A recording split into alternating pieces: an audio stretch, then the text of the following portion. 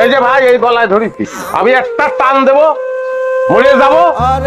তারপর থানা পুলিশ যদি হয়, আপনারা যদি পাইছে যান, আমি কিছু জানি না। ভাই আল্লাহর দোহাই লাগে, আপনি থামেন। এই চল আমরা চলে যাই। তাহলে যাচ্ছি। আরে কোনে যাচ্ছে? আরে আমার বিপদে ফেলে কোনে যাচ্ছে? আপনি বসে আছেন কিসের জন্য? একটা পোস্ট দেন না। মুখ দিয়ে তো বলেছি পোস্ট আমি দেবো, অসুবিধা নেই। 24 ঘন্টার মধ্যে জলিল মুন্সিরা যদি হাজির না করেন, তাহলে পোস্ট মারিয়ে বসবো না আমি।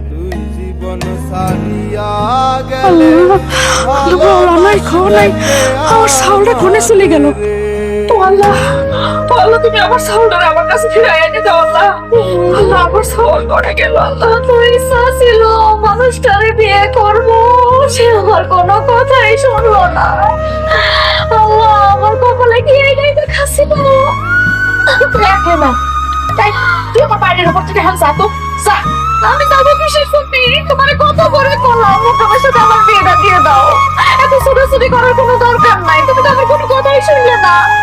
দেখাচ্ছি না, এখন আমার মন মেজাজ কোনো কিছু ভালো নাই, আমার কোনো কিছু ভালো ঠেকতেছে না।